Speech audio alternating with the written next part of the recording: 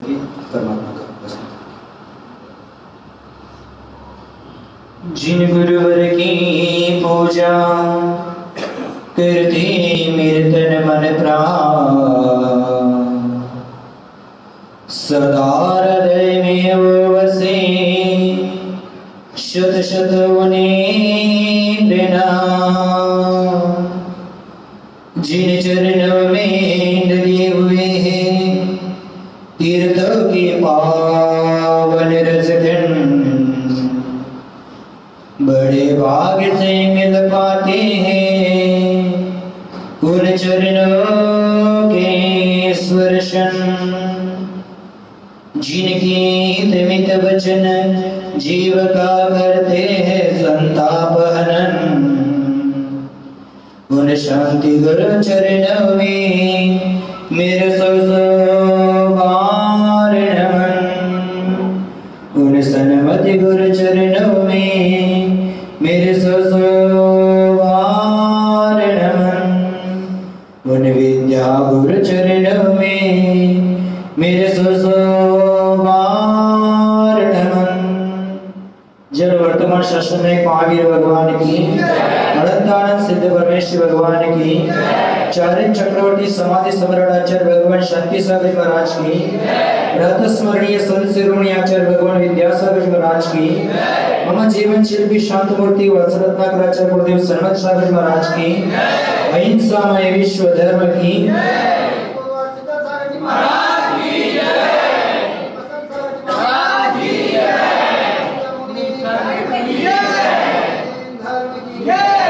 उपस्थित जिन धर्म प्रेमी भगवत, मनुष्य भव पाकर के साधु की संगति पाना अत्यंत दुर्लभ है, और साधु की संगति पाकर के जीवन में सत्ता की अमर संपदा को प्राप्त करना उससे भी दुर्लभ है। कहा है कि श्रद्धा जीवन की अमर संपदा है, और श्रद्धा के अभाव में परमात्मा तत्व की उपलब्धि नहीं होती है। जिस व्यक्ति का देव शास्त्र गुरु के प्रति श्रद्धा नहीं है, जो व्यक्ति अश्रद्धालु है, कभी अपने जीवन में किसी को इष्ट नहीं मान सकता है, और बिना इष्ट को स्वीकार किए हुए आत्मा निष्ठ नहीं बन पाती है। हम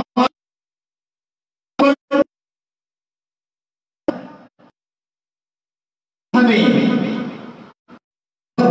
भगवत्ता करने के लिए निमित्त होते हैं। जीवन में देव शास्त्र गुरु की श्रद्धा करना हमारे जीवन का अलग जीवन। श्रद्धा और विश्वास ये दो तत्व है, लेकिन श्रद्धा है और श्रद्धा का अर्थ झुकना भी होता है, वस्तु के प्रति झुकना भी होता है। जिस प्रकार आपके घरेलू कार्य करते समय, किसी भी कार्य करते समय किसी वस्तु को उठाने के पहले हमें झुकना पड़ता है। जैसे जंगल का शेर है, जब शिकार करने चलता है तो शिकार करने के पहले वो झुक जाता है और बाद में लंबी छलांग लगाकर वो शिकार कर लेता है। वह भी पहले झुकता है और बाद में कुछ पाता है।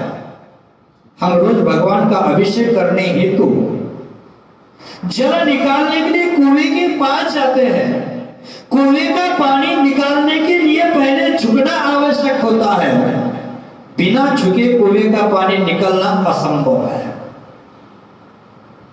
घर में कचरा होता है और उस कचरे को साफ करने के लिए, घर की सफाई करने के लिए माता होती है, वो झाड़ू लेकर पहले झुक जाती है, पुनः घर साफ हो जाता है।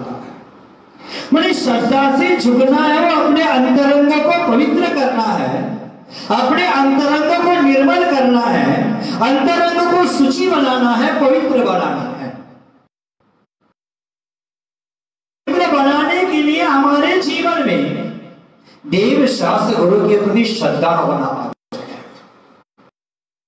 सफाई करने के लिए झुकना पड़ता है, उसी प्रकार श्रद्धा है, समर्पण है, ये परमात्मा को प्राप्त करने का अत्यंत सुलभ माध्यम है। विश्वास एक होता है, श्रद्धा एक होती है। श्रद्धा है, उसमें समर्पण होता है, और विश्वास है, उस विश्वास में मांग होती है, डिमांड होती है। विश्वास होता है, तात्कालिक होता है, स्वकार्य की सिद्धि पूर्ति होने तक होता है, और जो श्रद्धा होती है वो त्रैकालिक होती है, और श्रद्धा परमात्मा के द्वार खटखटाने के लिए साधना बनती है। आज यहाँ आप अनेक प्रकार की भावनाएं लेकर यहाँ उपस्थित हुए हैं।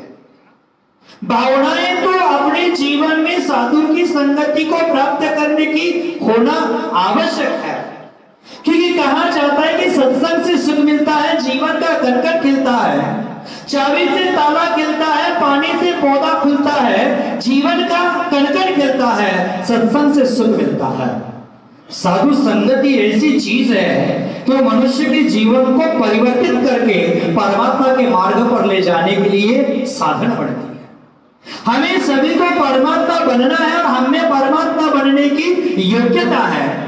उस परमात्मा बनने के लिए परद्रव्य से हमें दूर होना आवश्यक है, क्योंकि परद्रव्य की आसक्ति ही सबसे बड़ा अपराध है, और उस अपराध के कारण हम संसार में घूम रहे हैं। तो आचार्य भगवंतों ने कहा है, उस परद्रव्य की आसक्ति से दूर होकर परमात्मा की साधना करने के लिए साधु संतों के लिए सबसे उत्कृष्ट काल होता है आषाढ़ 14 से लेकर कार्तिक कृष्ण अमावस तक का जो 4 मास का काल होता है, वह सबसे उत्कृष्ट काल साधना के शिखर पर विराजमान होने का होता है। साधु एक नगर में रहकर अपनी साधना को उत्कृष्ट बनाते हैं, साधना की उच्च शिखर पर पहुंच जाते हैं। चातुर्मास में साधु के पैर एक नगर में, एक गांव में ऐसे ही रुक जाते हैं, और रुकने का मतलब उनकी साधना नहीं रुकती है, उनके परिणामों की विशुद्धि को रोकती नहीं है, उनकी विहार के कार्यों को रोक देते हैं और साधनाओं को ऊंचाई की ओर ले जाते हैं। जिस प्रकार नदी का पानी है, नदी का पानी नीचे की ओर प्रवाहित होता है, और उस जब नदी के पानी को बांध लगाकर पानी को रोक लिया जाता है, पानी की नीचे बहने वाली गति तो रुक जाती है। इसका मतलब पानी गतिशील स्वभाव है, वो कभी रुकता नहीं है। नीचे की ओर जाने की गति उसकी जरूर रुकी है, लेकिन अब रुका हुआ पानी ऊपर की ओर बढ़ता है। उसी प्रकार साधु संत चातुर्मास के काल में विहार का कार्य रोक देते हैं, और परिणामों की विशुद्धि का कार्य ऊपर की ओर ले जाते, ऊंचाई की ओर ले जाते हैं। ये चातुर्मास का काल होता है। आषाढ़ मास में चातुर्मास शुरू होता है।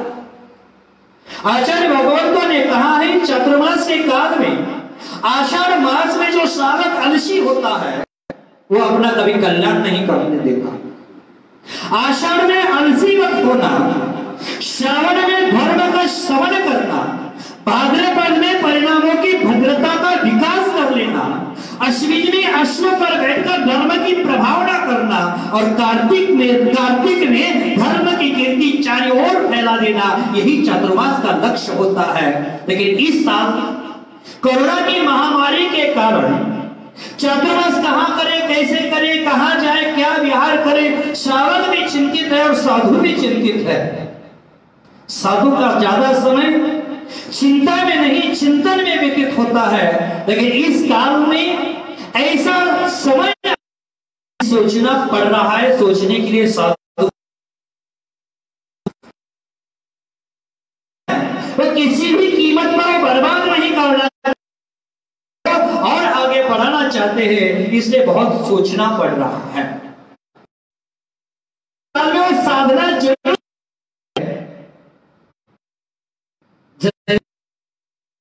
से निकले थे तो हमने कभी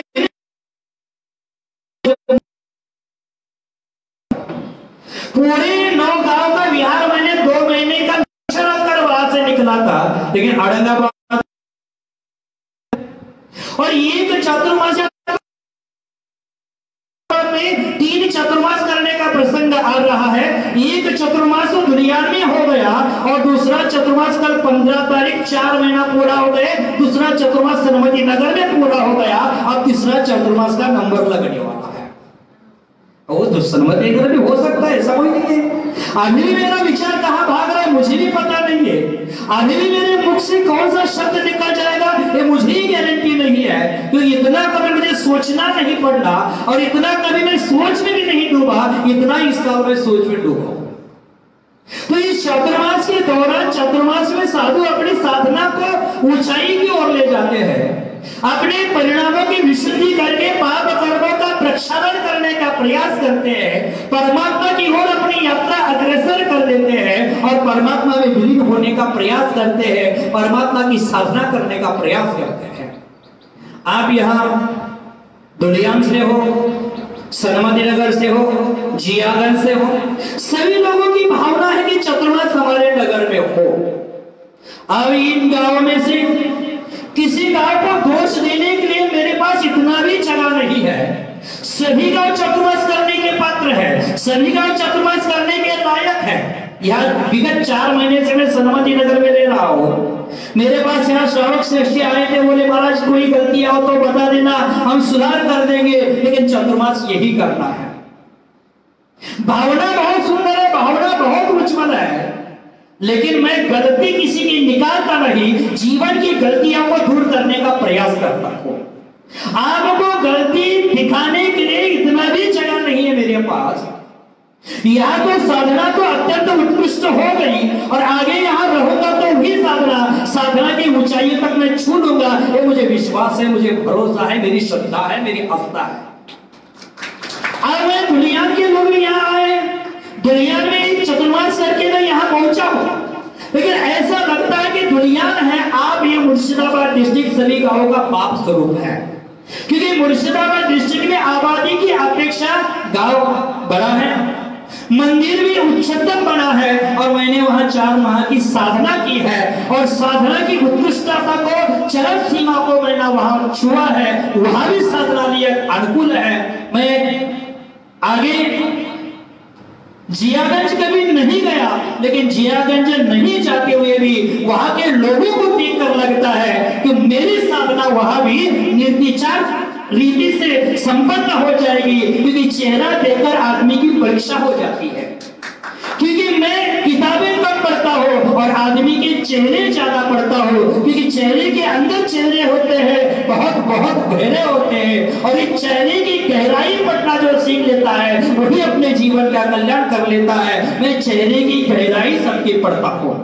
मेरे गुरु महाराज मानते थे कि आप फेस रीडिंग एक्सपर्ट है, चेहरा देखकर आप जानते हैं कि उनके मन में क्या गड़बड़ी चल रही है, क्या गड़बड़ी चल रही है, और उनका चेहरा देखकर मुझे लग रहा है कि वहां भी मेरी साधना निर्विचार रीति से पार हो जाएगी और पार करने के लिए वहां के श्रावकगण प्रयासरत जरूर रहेंगे। सभी गांव चतुर्मास के पात्र है, लेकिन किसी एक गांव में ही मैं विराजमान हो सकता हो, 2 गांव 3 गांव 4 गांव में तो जा नहीं सकता हो, एक गांव में ही मैं रह सकता हूं और एक गांव में रहकर अपनी साधना को आगे की ओर ले जा सकता हूं। सभी की भावना उत्कृष्ट है, सभी की भावना उज्जवल है, सभी की भावना श्रेष्ठ है, उस भावनाओं का कोई अंत नहीं है।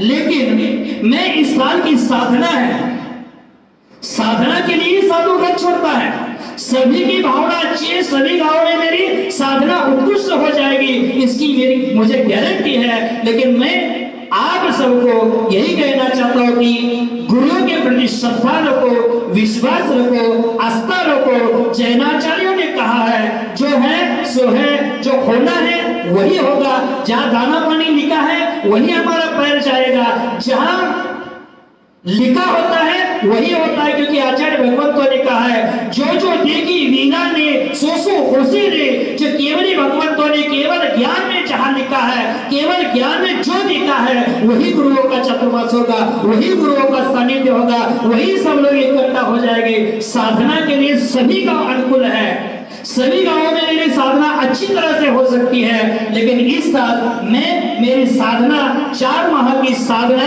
इस साल की मैं 4 माह की साधना जियागंज में करने की भावना रखता हूँ और उस साधना को फलस्वरूप देने का कार्य आप सभी का है। मैं 4 महीने वहां साधना करने की भावना आज मैं यही विराम करता हूँ। जय महावीर।